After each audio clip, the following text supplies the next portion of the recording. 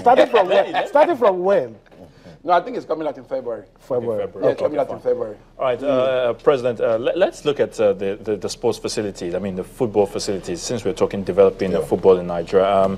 The various club sites, I don't know what the NFF is doing to ensure that, they have, state-of-the-art facilities to ensure that, players, not just the senior teams now, or the first teams, the national teams, the reserve teams, the youth teams, because we keep talking about, going to some of our stadiums and not having some of the world's world-class facilities. What's the NFF doing about this? Yeah, when you talk about clubs, it usually I feel very, very pained and indeed very livid, because I feel that we have potentials that are very huge. It's not just about facilities. Talk about player salary, players are being owed. Talk about all those things.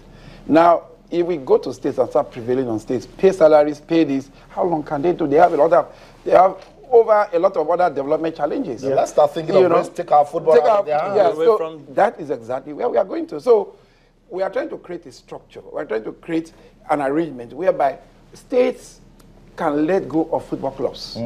States can let go of football clubs. We develop a template, a marketing template for the various clubs to see how they can market their clubs. Now, because what we try to do, there's a modicum of philosophy about privacy policy when you're talking to corporate Nigeria. There are some things I cannot say, but I can assure you we are working around the club in making sure. For example, MFM and Ikorodu, they've joined the Premier League, for making football. 4 clubs privately owned. Fantastic. 16 clubs, government. Now, I can assure you a few more clubs are going to follow, because I'm going to see a governor on Tuesday and asking him that, please, we want this club to be taken out of government. And look at what we've been able to put together. A consultant might be able to put this together and say, this is what they want to do. Run this club. Now, it is very easy and it's very doable. Like I was talking in MFM yesterday when I visited them. I said, listen, MFM, with a followership of over 1 million people, if it's just buying a home jersey at 10,000 naira, that's 10 billion. Look at that. Naira. With the followership. To the stadium.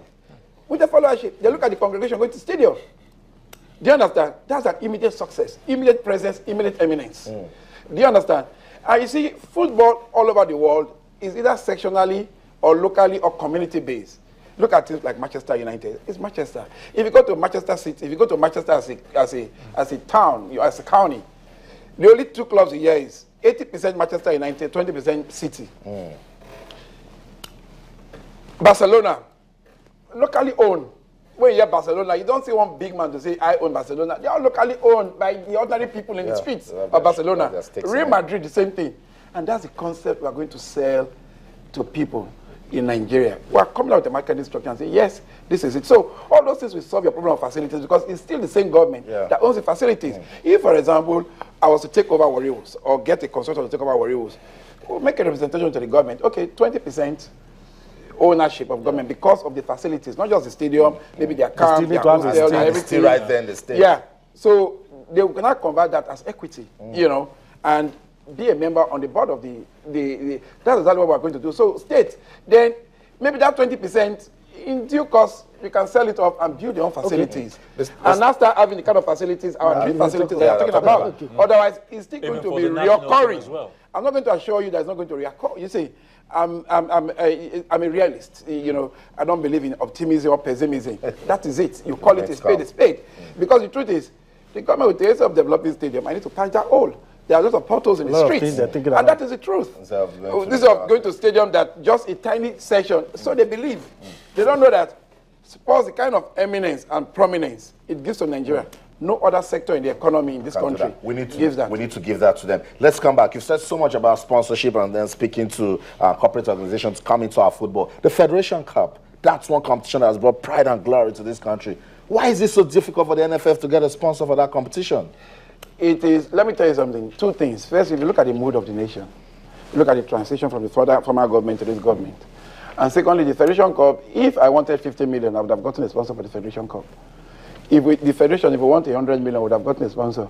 But we don't want a sponsor that will come and the states will not be involved, because it starts from the state FAs. We want a sponsor that will come and each state, for example, can get 2 million, 3 million to start their own. And for example, if we have an Ohando sponsoring the Federation's Cup, It will be a partner in the various states, whereby they have, but they will not have any energy partner, for example.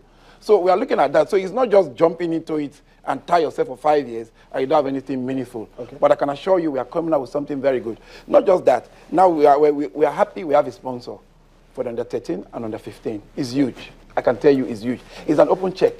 Yeah. We're not tied to a specific figure. Yeah. Now, last night I had a meeting till almost midnight with another sponsor for the under 17, which is bringing back our academicals. Okay. You know, we are working on that, and that one is almost 90% gone.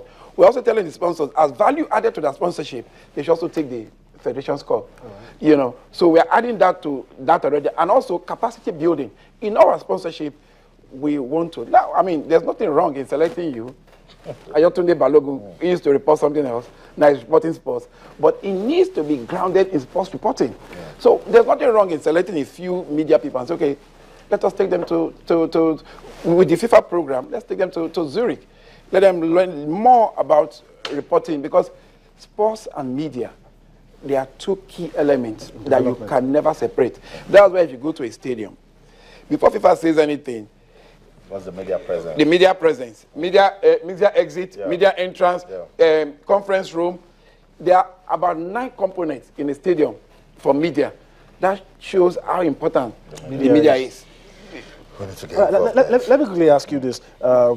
I had it in my mind before I was asked. Do you sense any reluctance on the part of government to hands off holding football clubs?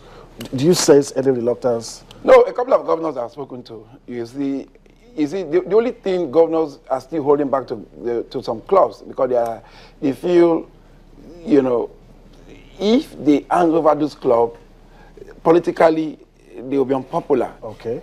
But they don't know that if you do it well, knowing that government is superintending the action of the trade takeover, they will become more popular because they'll be seen to be more dynamic. So, but that is the fear. They tie some of their political success to these various clubs.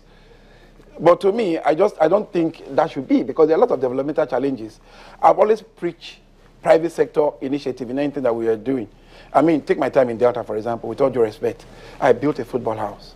The Delta State Football Association built a football house. Then without recourse to, even government does not even know where it is tomorrow, but it's a world-class edifice.